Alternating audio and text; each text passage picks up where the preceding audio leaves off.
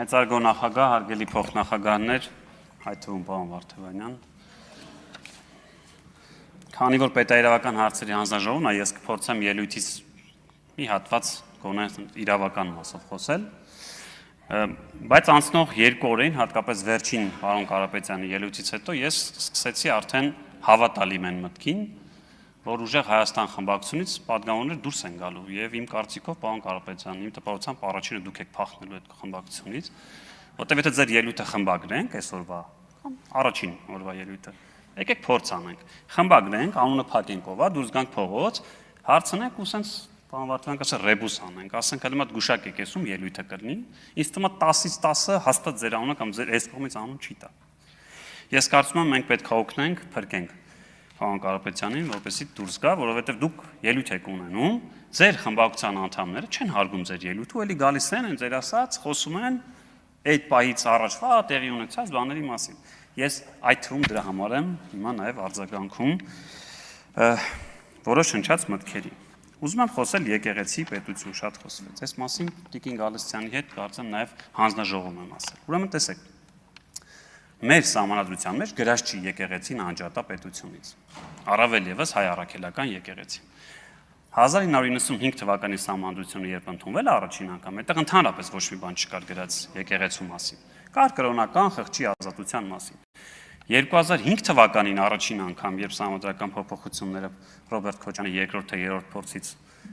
անցկացրեց, այդտեղ նոր մտավ դրույթ, ասեց, որ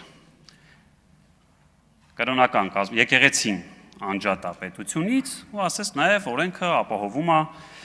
բոլոր կրոնական կազմակերպությունների ազատությունը, բայց այդտեղ մի հետաքրքիր նորմ մտավ, որը հետո 15 թվականին էլ ավելի վերափոխվեց, ինչ գրվեց, ասեց այս պահին գործող մեր սահմանադրությունն ասում է կրոնական կազմակերպություններն են անջատ պետությունից,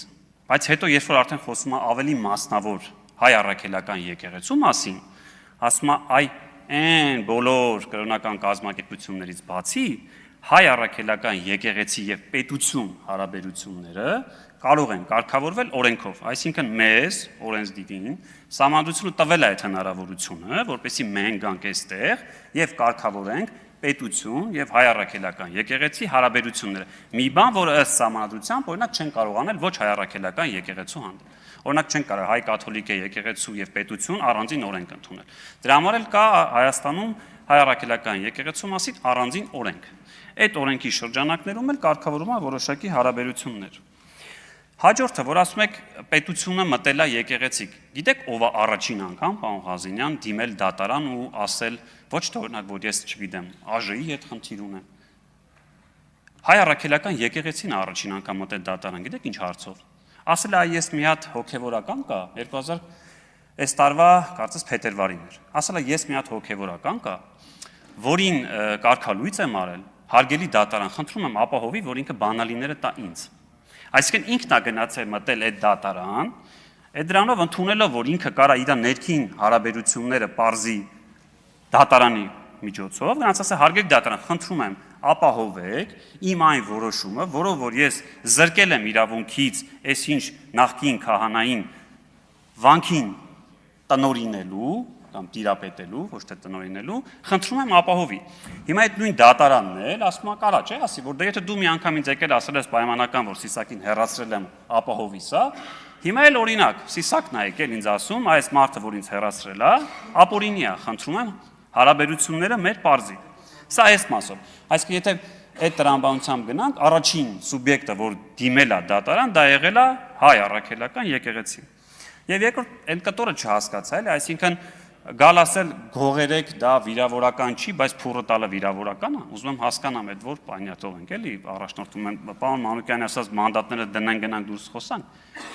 Պարոն Մանուկյանը այստեղ չի, պարոն Մանուկյան, այդ պանյատներով ես դուք այստեղ նստած որևէ մեկս այլևս չենք կարող օրենքով գող դառնալ։ Պանյատներով չի, հասկացողություններով։ Ես հատուկ ասեցի, այո, կարող եմ հայերենով ասել, շնորհակալ եմ։ Այսինքն գալ ասել որ փուրը տալը վիրավորական է, բայց ֆրալ ասել գողերը ձեր համար, այսինքն որ դες ասում են գող դուք դրանից լավ եք զգում, բայց ասենք փուրը տալիս եք վատ եք զգում։ Հիմա մի բան։ Ուրեմն գրած է մեր տեղեկատվական համբանն է, պաշտոնական տեղեկագիրն է, 2002 թվականից եմ գալիս։ Պարոն Խաչատրյանը չկա։ Գրած է, վավերացնում եմ Հայաստանի Հանրապետության նախագահ Ռոբերտ Քոչարյան։ 2005 թվական, հոկտեմբերի 27։ Կոչվում է Հայաստանի Հանրապետության համայնքների վարչական սահմաններից դուրս գտնվող տարբեր կատեգորիաների հողերը համայնքների վարչական սահմաններում ընդգրկելու մասին ծրագիրը։ Հոդված առաջինում ասում է Հայաստանի Հանրապետության տարածքը կազմում է 29743 քառակուսի կիլոմետր։ Այս Ռոբերտ Քոչարյանն է։ Հետո 2000, այստեղ հերթականությամբ եմ էլի ուզում դնեմ, մի հատ 2005 կար։ 6 էր, հա։ 2006 թվական։ Այստեղ հետաքրքիրները արխիվում են։ Էլի վավերացնում եմ Հայաստանի Հանրապետության նախագահ Ռոբերտ Քոչարյան, Հայաստանի Հանրապետության հողային ֆոնդի առկայության եւ պաշտպան հաշվետվության մասին որոշումն է։ Ստորագրել է էլի Ռոբերտ Քոչարյանը, գրած է Հայաստանի Հանրապետության տարածքը 29743։ Գալիս ենք 2007 թվական, էլի նախագահ Ռոբերտ Քոչարյան, կոչվում է Հայաստանի Հանրապետության պետական բյուջեից ֆինանսավորվող անշարժ գույքի կադաստրի զարգացման համալիր ծրագիրը հաստատելու մասին։ Ուրեմն հոդված 4-ում, պարոն Լևոն Քոչարյան, այդ զուտ որ խոսում եք դրա համար եմ ասում, ոչ թե որ ձեր հայրն է ստորագրել։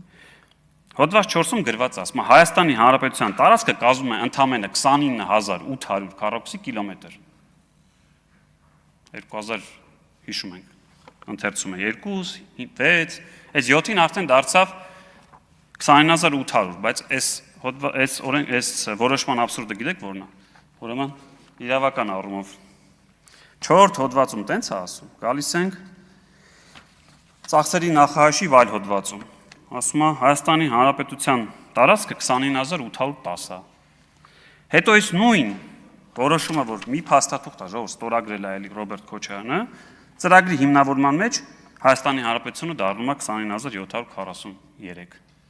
Հասկանում եք, մի փաստաթուղթ է, որ սենց ստորագրել է, 3 տարածք է գրած 29800, 29810 եւ 29743։ Հետո ասում եք դասագրքեր,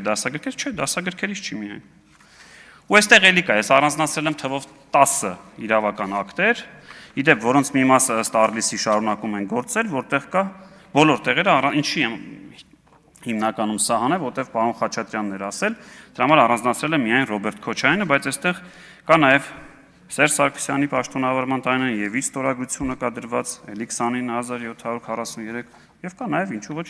Նիկոլ Փաշինյանի ստորագրությամբ 2018 թվականի հոկտեմբերի 10-ին որոշումը, որտեղ էլի գրված է 29743 Հայաստանի Հանրապետությունը։ Սա այս մասով որ շատ է խոսվում, ասում եք Ալիևի, ես անկեղծ եմ ասում, ես եթե ուզում եմ իմանամ, օրինակ, ինչ է ասել Ալիևը երեկ, այսօր, ինչ է հագել, ես չեմ կարդում հագինաս։ Ես բացում եմ Հայաստանի Հանրապետության ազգային ժողովի որևէ վերաբերյալ որևէ լրատվություն եւ սկրոլ եմ անում, տեսնում որտեղ ընդդիմադիրներն են խոսում, ասում լավ, հաստատ այսօր նայել են Ալիևը ինչա կերը, ինչա հագի, ինչա խոսացել։ Տեսեք, ես չեմ ասում թելադրանքով, բայց Ալիևը շատ լավ ձևը գտել է ձեզ ոնց կառավարի ժողովուրդ։ Այսինքն ինքը ինչ ասի, դու գալու եք դրա հակառակուսակ։ Իմ մոտ տպարությունն է, որ եթե հանկարծ Ալիևը մի օր ասի, այ որ թոշակները Հայաստանում բարձրանան խաղաղության պայմանագիր չի կնքվելու, դու գալու եք այստեղ թմկահարեք, ասեք հանկարծ չբարձրացնեք թոշակները։ Կամ հակառակ է, հետ որ ասի։ Ну, հակառակ ես օրինակներ, այսինքն ինքը ինչ ասում է, դու գալիս ես ասում եմ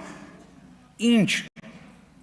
նորություն ուզում եմ իմանալ, Հայաստան դաշինքից տեղեկանում եմ, ժողովուրդ ջան, մի թույլ տվեք Ալիևին կառավարել ձեզ։ Խոսեք Հայաստանի Հանրապետությունից, լավ։ Շնորհակալ եմ։